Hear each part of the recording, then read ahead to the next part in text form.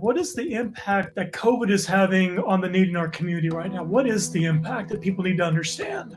Now, we've seen greater food insecurity in these last 6.5 months than we've seen since the Great Recession.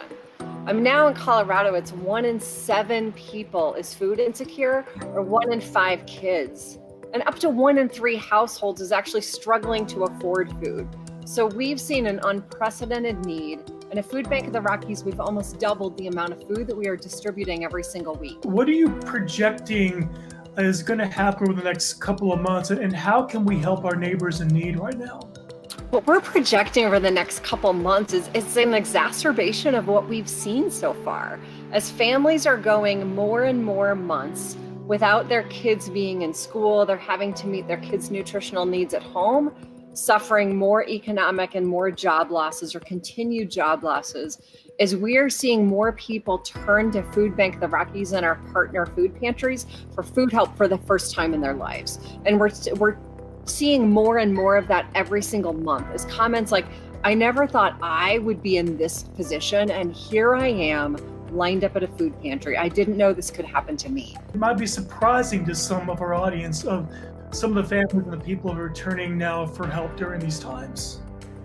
It is surprising. We have people in neighborhoods like Parker, people in the suburbs, people in neighborhoods who you may not expect would be food insecure, or coming from houses that you may not expect, but who've suffered an income loss, and now they are also meeting their kids' nutritional needs fully at home, and just with this surprise of, I didn't think this could ever happen to me. And many of us are a couple paychecks away from being in that position ourselves.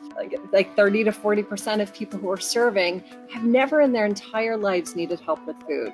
If you can, take us behind the scenes of the Food Bank of the Rockies. What have been the challenges? How have you guys worked through this, with no playbook, probably just learning on the fly? What has it really been like for your organization behind the scenes? Yeah, no playbook. We invented this overnight, late March, of how do we incorporate social distancing in every facet of our operations, and safety and sanitation. Even how we're distributing food is now through a drive-through model where cars line up. So we've changed every facet of what we do. I would say the biggest overall theme in all of this, though, is just inspiration of our volunteers and our staff team showing up, and donors stepping up to make it possible. As we would not have foreseen 6.5 months ago that we would have the organizational ability to pivot as quickly as we have and to almost double the food distribution. And it's really the people who come together who've made it possible. People right now really searching for hope in different places. The world is really tough right now. Talk to me about where do you find hope in all this? In the organization, just what you have seen over the past couple of months. Gosh, where don't I find hope right now? There's so much. It's from our staff team and our volunteers I'm tucked away in a quiet corner of our warehouse right now, so it's hard to see the activity. But we have about 100 volunteers every single day who are showing up to package and distribute food. And our staff team and donors, we had a donor who stopped in who said, I want to make a $25 gift. I know it's not much, but I just lost my job.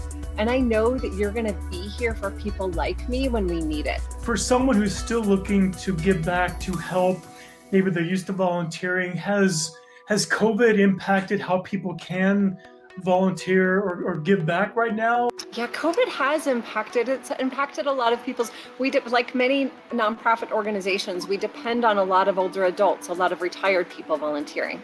Some of them are still showing up, and some others that decided that they don't feel safe doing so right now, even though we have all of the safety and sanitation protocols in place. And our message to them is, we've got this, because we also have additional volunteers now who do feel comfortable in showing up to volunteer. And whether people are supporting us because they volunteered for 5 years up until COVID hit, or they're still making a contribution from their home, financial gift, or they're still showing up once a week now, it's everyone stepping up however they are able to meet these extraordinary needs. What are the biggest misconceptions that you think that people have about the food bank, and perhaps people who benefit from the food bank? What are some of those misconceptions that we can clear up? I think there's two big misconceptions. One is, who are the people who we serve? A lot of people assume it's not people like me, it's not people like my neighbors, and they might be surprised at seeing some of the cars line up. There are people who do have cars who can still afford some of the bare necessities, and for whom getting this food is going to make a big difference in them being able to pay their mortgage or pay their rent because they didn't see themselves in this situation. The other misperception is the type of food that we are distributing. You can see behind me a lot of canned good, which is a large staple that we're distributing, but about half of all the food we're distributing right now is fresh produce, fruits and vegetables. If anyone knows a neighbor or a friend, or they themselves need help, they can visit foodbankrockies.org to find out where a food distribution is, either one of our mobile pantries or one of our food pantry partners, bricks and mortar pantries that we work with. There's two great ways that people can help. One is we always need volunteers, and the second is by making a financial gift.